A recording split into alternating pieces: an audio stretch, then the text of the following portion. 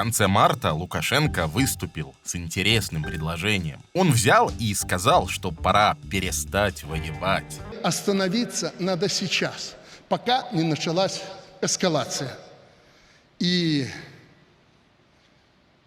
попробую рискнуть, предложить прекратить боевые действия.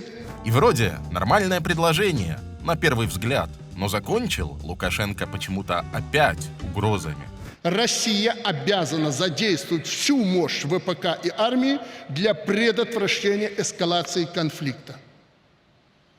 И фосфорные боеприпасы, и объединенный уран, и обогащенный уран – все должно пойти в действие, если в очередной раз будет обман. В общем, на призывы Лукашенко никто не обратил внимания. И это, наверное, очень обидно, потому что он годами изо всех сил пытался быть самым настоящим миротворцем. Только в итоге сам все взял и испортил. Вместе с нашими партнерами, украинским 24 каналом, мы расскажем, как это было, и попросим вас подписаться и поставить нам лайк. Спасибо. В истории дипломатии Лукашенко есть один успешный случай. Точнее, он был относительно успешным до февраля 2022 года. Этот случай — подписание Минских соглашений в 2014-2015 годах. Тогда Россия уже воевала с Украиной, но только на Донбассе, то есть на востоке страны. И в те годы Лукашенко каким-то чудом удалось сделать так, чтобы Минск сделали площадкой для переговоров по мирному урегулированию. Для него это была настоящая победа, потому что Беларусь вроде как становилась местом, куда приезжают важные люди из-за границы и решают очень важные вопросы. Уже в 2014 году Лукашенко выступал даже за то, чтобы отправить в Украину белорусских военнослужащих. Я готов был бы использовать и свои вооруженные силы для того, чтобы развести конфликтующие стороны при железном исполнении договоренностей, которые предварительно были бы оговорены. Но всерьез это предложение никто не воспринял. В первую очередь из-за того, что Беларусь, она как бы на стороне России в так называемом союзном государстве. И отправлять белорусских военных в Украину, когда там идет война с Россией, было бы странновато. Правда, Россия в том, что воюет в Украине, тогда не признавалась. Переговоры в Минске даже привели к тому, что в столицу Беларуси приезжали главы Франции и Германии. И Лукашенко этому очень радовался.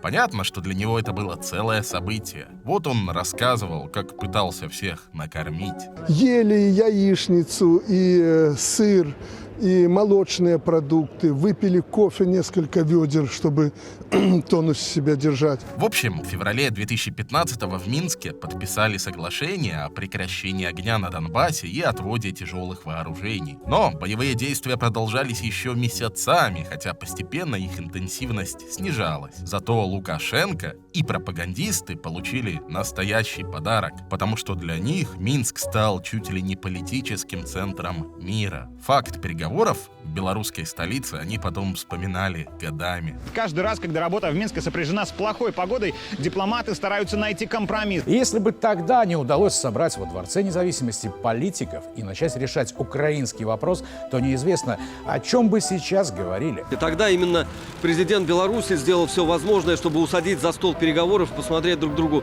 в глаза президентов России и Украины, Владимира Путина и Петра Порошенко. И очевидно, что в разгар кризиса в тех реалиях никто, кроме Александра Лукашенко, наверное, не смог бы создать условия для такого диалога.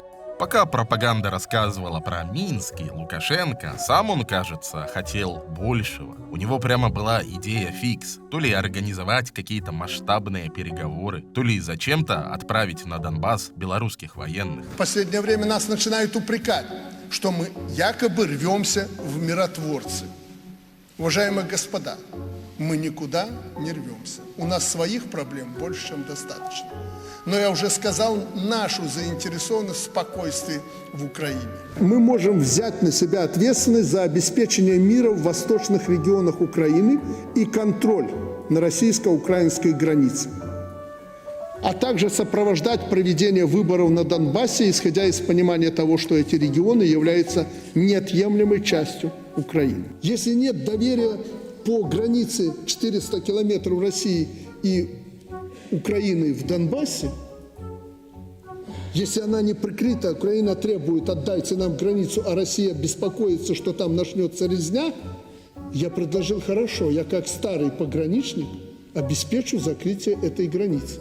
Но чужую границу Лукашенко никто в итоге так и не отдал. Да и непонятно, как он это себе представлял. В Беларуси есть миротворческая рота с постоянной численностью в 100 человек. Как ими можно было закрыть линию соприкосновения на Донбассе длиной больше, чем 400 километров, вообще не ясно. Короче, предложение Лукашенко отвергли. Если вы отвергнете этот план, где основная нагрузка должна была лечь на Беларусь, я буду считать, что Европа не хочет, чтобы этот конфликт устаканился, прекратился. И что вы думаете? Цивилизованная Европа отвергла этот план, даже в деталях.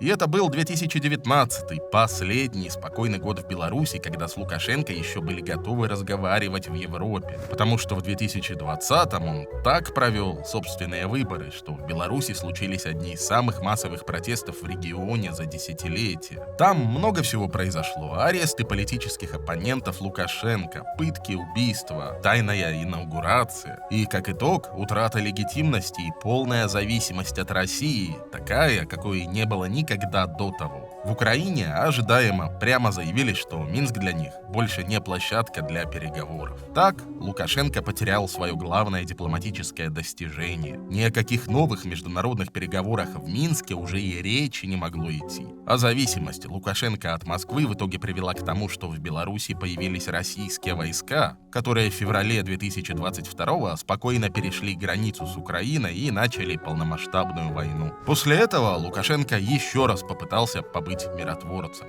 Весной прошлого года, когда в Беларуси по его приглашению 3 раза встретились делегации из Украины и России. Но переговоры в Беларуси закончились ничем и вскоре переехали в Турцию. Там, правда, тоже ни о чем не договорились. Больше к нам в страну никто не приезжал, и о своей роли посредника Лукашенко, кажется, может забыть. Судя по всему, это поняли и белорусские пропагандисты, которые очень быстро переобулись и теперь с радостью угрожают соседям ядерным оружием. Будет плавиться Варшава и потонет Вильнюс.